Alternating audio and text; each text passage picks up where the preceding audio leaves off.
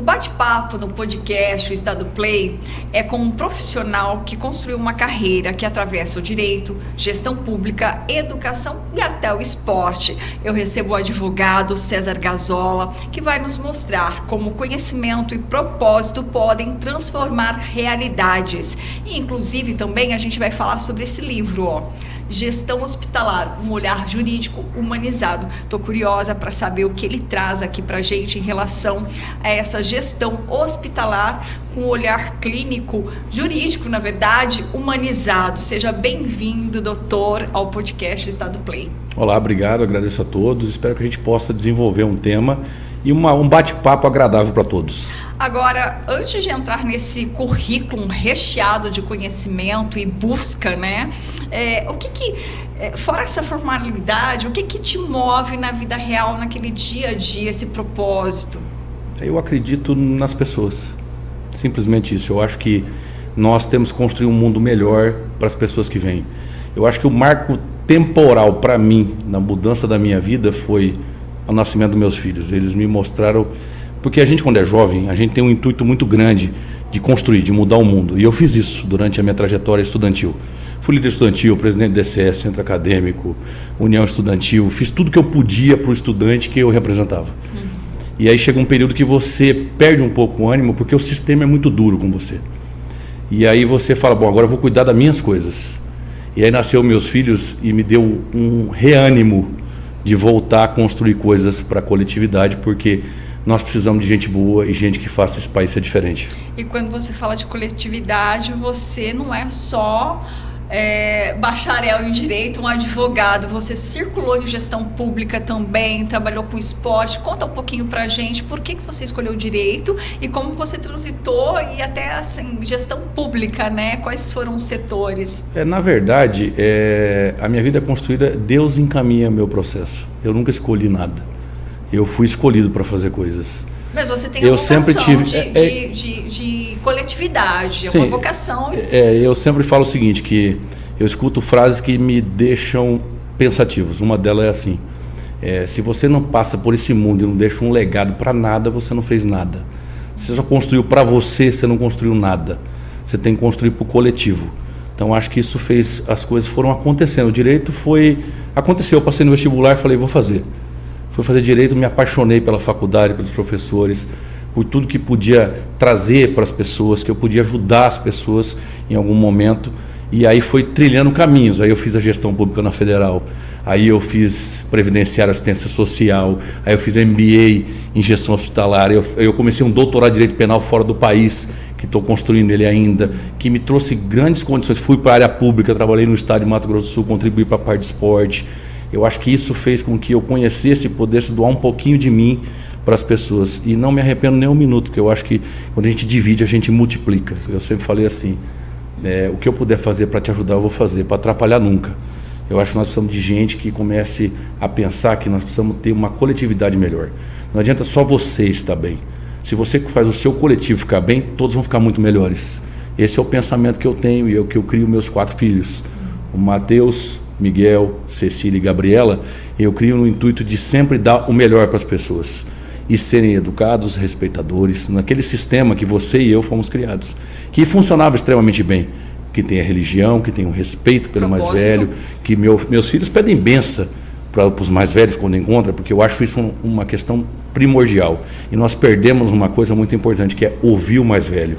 O mais velho, ele tem experiência de vida para lidar. Então escute o mais velho, o teu avô, o teu pai, porque ele sabe o que ele está falando. Agora, do direito, você saiu totalmente do jurídico tradicional e aí foi para a gestão pública. Explica para a gente, você chegou a advogar, como que foi essa experiência e como você chegou na gestão pública? Eu vivo de advocacia, eu sou advogado.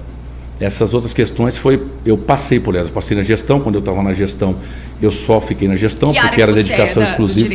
Hoje eu opero em quase todas as áreas no meu escritório. O que eu gosto de fazer hoje é área civil, eu gosto bastante. Eu acho que você passar aqui e você entrar de um jeito e sair do mesmo jeito, não adianta. Você tem que evoluir pelo menos um pouquinho ter mais tranquilidade, mais respeito, mais carinho, mais envolvimento com as pessoas. Então, gente, olha, ele tem o escritório dele, cuida de pessoas, que é a sua missão, né? Mas você circulou, você passou pela Soma Sul, a Lemes, Fundesporte. Foi, tem hora que eu fico olhando o currículo e eu falo, cara, é verdade, eu trabalhei lá. Mas eu fiquei na Fundesporte um tempo, depois eu fui para a Soma Sul, cuidei da parte dos prefeitos. Foi a época que a gente trouxe mais investimento para Mato Grosso do Sul. A gente conseguia ter contato direto nos ministérios, levava os prefeitos para Brasília, trazer recursos para os municípios, foi maravilhoso. Captação de recursos. A minha função e eu acho que gestor não é cuidar do dinheiro que lhe dão, é você cuidar bem do dinheiro que lhe dão e trazer mais recursos. Eu sempre disse isso para todos os prefeitos. Treinava, depois fiz um treinamento que até acho que nós não temos aí. Eu ia nos municípios treinar os funcionários públicos como captar recurso. Então fiz em vários municípios do estado isso. Depois fui para a Assembleia Legislativa, fui advogado de bancada, ajudei a organizar projetos de leis muito interessantes, a gente participou, muitos projetos que chegam na população, né, em benefício à população, tem ali seu olhar. Tem ajuda, indicação. Sentei muito com os deputados, falava, olha, tem projeto aqui que é legal, a gente podia fazer um projeto assim, que vai ser bom para a população.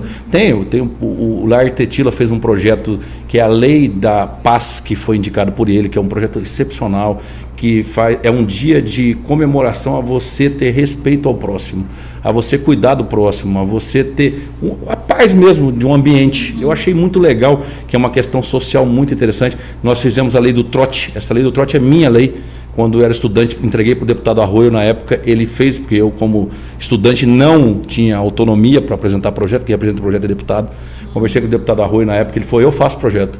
Porque na época que eu estava na frente dos estudantes, nós tivemos um trote muito violento aqui em Mato Grosso do Sul, que machucou algumas pessoas. Sim, eu inclusive, como repórter de TV, assim, a gente fez graves, né, brincadeiras trote que colocava em risco, né, colocou em risco a vida do calouro. Essa lei foi uma lei que nós encaminhamos para o deputado, discutimos com ele, foi aprovado por unanimidade da Assembleia. Tem várias. Se a gente ficar aqui, tem bastante. Pela sua passagem na Fundesporte, você tem um carinho muito grande pela área esportiva, né? Sim. O que te traz aí de memória afetiva de quando você passou pela Fundesporte, ainda um jovem, né, estudante? Sim, o esporte é diferencial, ele muda a vida das pessoas. Você, quando investe em esporte, você diminui o investimento em saúde, em segurança pública, porque quem pratica esporte usa menos a rede de saúde, usa menos a rede de segurança pública. E ele muda as pessoas, faz um aluno, um menino da periferia ter nota boa, faz ele crescer, ele evoluir e ele entender a importância do respeito, da qualificação e de você ter um futuro próspero. Isso, eu acho o esporte espetacular. E você tem um carinho grande por 2 projetos que você tinha me contado antes da gente iniciar. Eu gosto muito do projeto Segundo Tempo, que faz o contraturno escolar dos alunos. De manhã ia para a escola, à tarde voltava para um reforço escolar, um esporte e alimentação, que é um projeto maravilhoso. E um outro projeto chamava Vida Saudável, que era um projeto para idoso, que eu acho que um país sério, uma cidade séria, respeita quem trabalhou por ela. E o idoso merece um espaço com carinho, com receptividade, com atenção, para que ele possa se divertir e passar um tempo agradável. Doutor Gazola, o senhor ainda é um estudante, né? Busca conhecimento, é doutorando, mas também é professor universitário, né?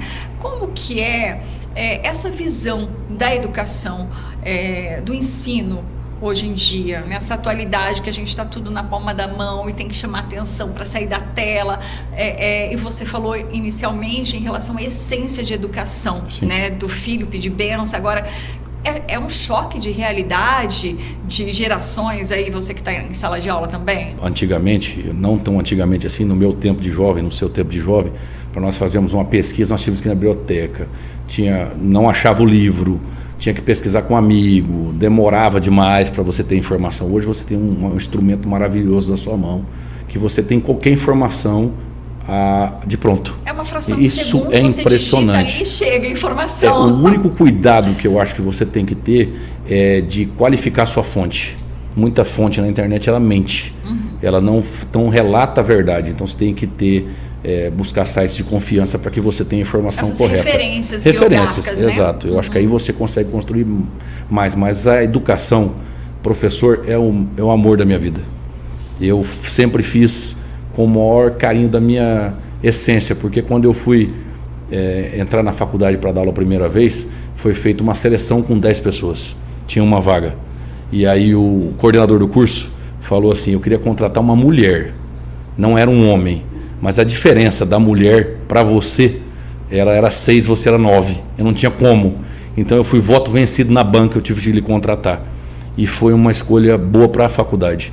Então eu sempre fiz com muito amor, porque eu acho que o professor, ele não doutrina ninguém, ele ensina as pessoas. É um lecionar. É o que eu fazia, da palavra, era né? mostrar para ele os lados. Eu sempre falei para o meu aluno e falo para você que está nos ouvindo aqui agora, você tem que ter a sua opinião, não a minha, não a sua.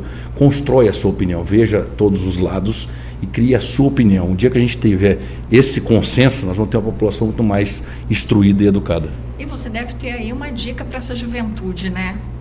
Tenho, várias. Primeiro de todas, respeite o teu pai e a tua mãe. Respeite a tua origem. Não tenha vergonha de onde você venha. E mais, construa o teu caminho por você mesmo. E hoje você tem todo o instrumento para isso. O espaço de trabalho está muito mais aberto do que no nosso tempo. Tem muito mais facilidade do que no nosso tempo. Então usa isso. Você tem a informação na sua mão. Você pode ser quem você quiser. Se alguém dizer que você não consegue, é mentira, você consegue, é só você querer. Está muito mais fácil, né? O conhecimento. Você sabe que busca, tem uma né? passagem que eu adoro.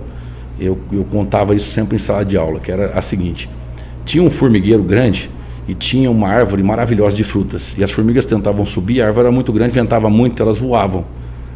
E todo mundo que ia subir ficava no pé da árvore, um monte de gente falando assim, um monte de formiguinha, não sobe não que vento você vai cair. Todas chegavam e caíam. Chegou um dia, uma passou reto, foi lá, comeu um monte de fruta, voltou, descobriram que ela era surda, ela não ouvia. Então não escute os outros, escute você. Você sabe da sua capacidade. Exatamente, adorei. Agora me conta, doutor, gestão hospitalar, um olhar jurídico humanizado, está acabando de chegar, né? Recém, chegou há um mês. Isso. Como que foi toda essa construção? O que você buscou, o que você traz aqui em relação à gestão? Eu, quando comecei a ideia de construir esse livro, lá atrás, foi porque eu usei muito a rede pública. Então, eu sentia que realmente precisava de algumas coisas. Chegou nesse momento, eu fiz esse MBA meu em gestão, e aí, observando na minha carreira jurídica, eu advoguei para algumas empresas que cuidam de questões de hospital. Então, eu fui muito para hospitais durante esses últimos 6 anos. Observei isso de perto, e aí eu falei, nós precisamos retomar algumas ideias. Quando eu comecei a construir a ideia do livro, eu pensei, vou fazer um livro técnico. Aí eu comecei a escrever e falei, mas espera aí, se eu fizer um livro estritamente técnico, só vai ser para o gestor. Eu preciso fazer um livro que tenha identificado o real problema para mim na saúde, que é o trato das pessoas. E aí eu falei, vou somar um pouco do jurídico, numa linguagem que tanto o gestor entenda, quanto uma pessoa que vai ser atendida pelo SUS vai entender. E a importância do trato. Você vai ver relato nesse livro que é muito interessante. Você sabia que uma pessoa que é bem recepcionada por um agente de saúde, ou numa questão de saúde, ela tem a cura mais rápida e sara melhor? Aqueles remedinhos para a alma? Exato. Nós precisamos retomar nesse país, e o livro fala muito sobre isso, o trato, o respeito. Nós não podemos tratar a pessoa que vai para um hospital como um número. Nós já fizemos isso uma época. E foi uma época muito ruim do mundo. Porque a pessoa já chega com as dores dela, dores físicas. Perfeito. E ser mal recebida é a dor para a alma. Perfeito. E é isso, Perfeito. O seu olhar, humanizar. Isso. Quem conhece um hospital, quem conhece um pronto de saúde e atendimento, uma UPA, sabe que é um ambiente difícil. E o próprio funcionário também tem problemas. Exatamente. Então, se o gestor não consegue entender e tratar essas questões, primeiro cuidar da casa, já dizia meu avô, né? São duas vias, né, E isso, doutor? uma casa bem tratada recebe as pessoas bem. Então, eu acho que o gestor tem que ter esse carinho e essa atenção. A remuneração tem que ser reavaliada em alguns aspectos. A gente tem que olhar realmente a questão do descanso, a questão do atendimento, e depois que a gente resolver o setor interno, a gente vai começar a atender melhor as pessoas. E o atendimento melhor, você vai funcionar melhor a saúde do país. O respeito, e você vê hoje em dia uma pessoa... O servidor sendo bem tratado, Sim. é o que o senhor falou. E assim, sobre a questão de saúde, é um dos maiores gargalos em relação à gestão pública? O senhor considera isso? Considero que é uma questão absurda, porque o recurso que é direcionado do PIB brasileiro é absurdo. Então, realmente, eu acho que a gestão faz a diferença. Depois que eu fiz essa pós em gestão na Federal, eu aprendi muito como funciona a gestão. E aí eu aplico isso nos lugares onde eu estou. E aí eu vejo, funciona. Que é a gestão de recurso e gestão de pessoas. Quando você consegue fazer a gestão de recurso e de pessoas, funciona. A distribuição. Só que o gestor tem que ficar próximo. Não existe gestão online, gente. A gestão é dia a dia. É acordar 5 da manhã, é andar, é discutir, é resolver preço. É você tratar a saúde como você trata a sua empresa, empresário. Você vai comprar uma caneca para sua empresa, você vai lá na fábrica e fica, qual o desconto? E se eu pagar à vista? E como vai funcionar? E a qualidade é boa? Então a gestão pública tem que ser assim também. Tem que ser vivenciada. Exato. O dia a dia. É isso, todo dia. E é esse o resultado, você vivenciou. Isso. É você observar, é você estar próximo, é você fazer as discussões, é você observar o problema e solucionar o problema, porque ninguém vai resolver tudo magicamente, mas com uma humanização, com um tratamento com respeito. Porque eu sempre falo para meus filhos assim, uma coisa é você dizer, não, por favor, assim, ó, não faça isso porque vai ser ruim para você, não vai te ajudar. Não, pô, não faz isso. É diferente. E são mesmas coisas. Então falta o trato, falta o carinho. É o que eu acho que foi o que eu mais gostei desse livro. Nem é a questão de falar sobre legislação, sobre a básica da legislação. Aí tem um tópico muito interessante que os hospitais têm que começar a analisar e olhar, por exemplo, que é o trato da água. Alguém observa isso? Qual a água que está chegando dentro do hospital? Ela está bem tratada? É de qualidade? Porque se a água não é boa, a hemodiálise também não vai ser boa. Você não vai conseguir, o teu paciente vai pegar bactérias na água. Então, é um ponto a ser tratado. Eu não sei se no nosso estado é tratado, se nas UPAs são tratadas. Então, é um detalhe, mas o detalhe faz toda a diferença. É um exemplo que eu te dou que está no nosso livro aí, explicando como funciona, quais são as legislações, entre outros mais, um prontuário bem estabilizado, que você... O que eu observo bastante? O paciente chega para ser atendido e ele não tem um histórico. E se o sistema não funciona, você não sabe o histórico desse paciente. Qual a chance de você cometer um erro como médico se você não tem um histórico correto?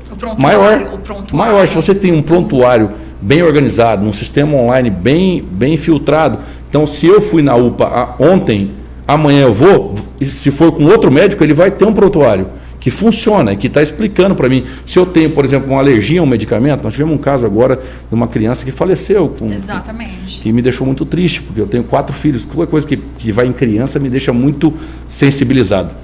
Então, por um detalhe, foi um detalhe não observado. Então, na saúde não pode ter detalhe. E às vezes a pessoa, o cidadão, tem até medo de buscar socorro no hospital. É mais ou menos isso, né? Eu vou lá, como que eu vou ser atendida? Vou voltar pior? Porque realmente quem está na linha de frente já tem que ter uma recepção acolhedora. Sim, não só isso. Você também tem que ver a velocidade de atendimento. Tempo-resposta, né? Um paciente que fica no hospital, numa UPA 2 horas, é ruim para o Estado, é ruim para a Prefeitura e é ruim para o próprio paciente. Né? E se você não qualifica, não reorganiza o sistema, não vai funcionar. Como é que eu vou... Eu falo assim, o médico ele até tem induções, mas o médico precisa de diagnóstico. Ele precisa de um exame de sangue, ele precisa de um raio-x. Aí vai no posto, não tem exame de sangue, não tem raio-x. Como é que ele identifica se ele não tem estrutura mínima de trabalho? Que é o exame de laboratório que vai fazer a leitura de como que está aquele paciente. Exato. Doutor, então, esse livro circula em todos os setores de um hospital, de uma gestão. Lugar isso pode ser usado, inclusive, em qualquer setor. Pode. Qualquer pasta, digamos assim. Eu tive a oportunidade, a revisão desse livro ter sido feita por 2 professoras, uma da USP e uma da Universidade de São Paulo, da Universidade do Rio de Janeiro. E elas leram o livro, elas falaram assim, eu adorei o seu livro, porque ele é um livro didático. Ele é um livro que ele é leve, ele é gostoso, ele tem exemplos, toda hora tem exemplos, você deu exemplo toda hora de o que pode acontecer. É didática, gente. Para que funcione. Ela falou assim, quando eu peguei para revisar, eu falei, é um livro técnico jurídico, vai ser chato. E não foi. Ao contrário, até entendi umas coisas jurídicas que eu não entendia. Falei, pô, que legal. Então esse era o meu intuito, é um livro que qualquer um pode ler. E quando eu discuti com a editora, eu falei para eles, falei assim, faz o menor preço possível que eu quero que as pessoas tenham acesso. E a sua missão com esse livro é transformar a gestão? É isso, é que o gestor tenha a receptividade dessa informação, que humanizar o tratamento não só para o paciente, mas para os seus funcionários, seus colaboradores, é o caminho para funcionar melhor. Doutor, obrigada pela entrevista e por compartilhar esse conhecimento que é aplicável de um jeito leve e didático. Obrigado eu, que Deus abençoe vocês, que vocês tenham um final de ano iluminado, que Deus possa abençoar a família de cada um de vocês e que a gente possa ter um país cada vez melhor para todos nós. E quem quiser esse livro? Tem na Amazon, tem em PDF, @Dr. Gazola é o meu Instagram, entra lá, pede, a gente encaminha para você. Vai estar no Mercado Livre também, vai estar no Um Só Livros, vai estar na editora. Caminho para encontrar, você vai achar. Conhecimento para colocar em prática. Obrigada. Obrigado eu. O episódio do podcast O Estado Play fica por aqui. Até o próximo.